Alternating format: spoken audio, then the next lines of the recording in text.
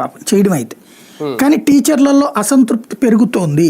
ఏదైతే ఇప్పుడు మీరు చూడండి, ఇవాళ అర్జెంటుగా ఒక నిర్ణయం తీసుకున్నారు టీచర్ల బదిలీల మీద. ఏమని సీనియారిటీ లిస్ట్ అనౌన్స్ చేయాలి, అట్లాగే ముందుగానే ఎవరెక్కడికి ట్రాన్స్ఫర్ అవుతారు ఇదంతా ఆన్లైన్ చెయ్యాలి అన్నటువంటి. ఇంతవరకు ఇది ఎందుకు చేయలేదు అంటే, ప్రభుత్వాలు ఎవరున్నా సరే తమ చెప్పు చేతల్లో ఉండేవాళ్ళని పనిచేయించుకోవడం, ప్లస్ లోకల్గా ప్రజాప్రతినిధులు దీంట్లో కూడా డబ్బులు తినేటటువంటి అలవాటు ఉంటుంది. ఇక్కడ ఒక టీచరు ఒక చోటకి, అంటే ఫర్ ఎగ్జాంపుల్ ఒక విజయవాడలో ఉన్నటువంటి టీచర్ గారు తను అక్కడే ఉండాలని కోరుకుంటాడు.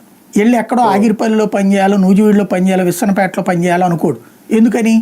తను తన బిడ్డల భవిష్యత్తు చూసుకుంటాడు. ఇప్పుడు ఆ రాజధానిగా అమరావతిని ఎంపిక చేశాక దాదాపు 5-6 ఏళ్ల దాకా అక్కడ ఉన్నటువంటి ఉద్యోగులు రాలేదు కదా ఇక్కడికి.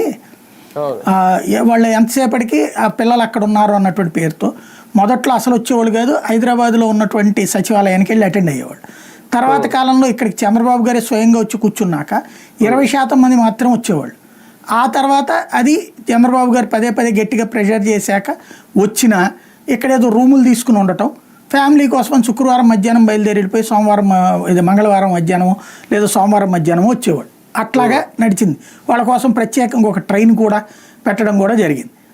అట్లాగా నడిచినటువంటి చూసాం. అంటే ఉద్యోగులు తమ కుటుంబం కోసమే ఎక్కువ కాన్సన్ట్రేట్ చేస్తారు, టీచర్లు అదే కాన్సన్ట్రేషన్ ఎక్కువ ఉంటుంది.